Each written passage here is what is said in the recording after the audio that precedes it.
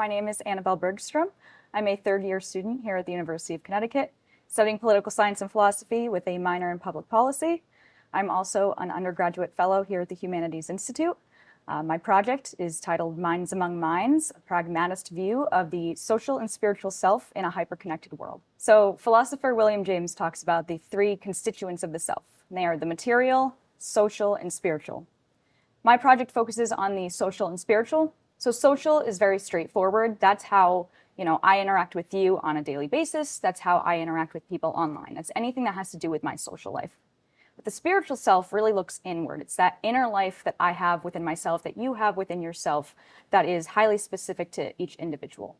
And so my project is looking at how these two constituents of the self, as described by James, morphs into how we connect with others. My overall hypothesis is that we connect with others differently online versus how we connect with people in the real life.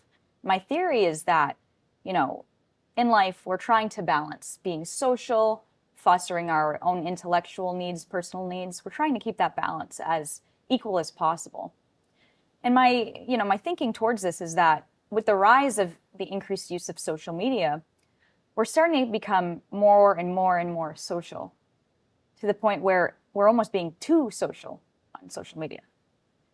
So a quote that I find really important for my project that really encompasses what I'm trying to get at is by William James, and is, "A man has as many social selves as there are individuals who recognize them." So identity can't be independent.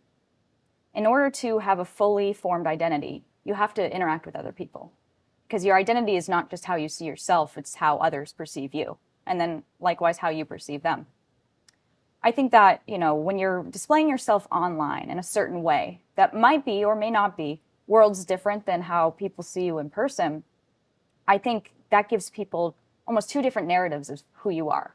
There's who I am online, but then there's who I am in person, and how does that interact? We're so focused on how others see us, how we can get that validation through social media, that we lose being our true, authentic self. This project has really helped me think more critically, not even just about society, not even about philosophy, but about myself, right? Because I use social media. I'm, young. I use social media. I'm on it. Probably not as much as some other people, but I am on it. And so thinking critically about these big questions really helps me reflect on who I am. How can I be more authentic? My mentor, Professor Julian Schloter of the philosophy department, has been incredible. This project has really opened my eyes to so many different perspectives, and I really attribute that to Julian's help and Julian's work.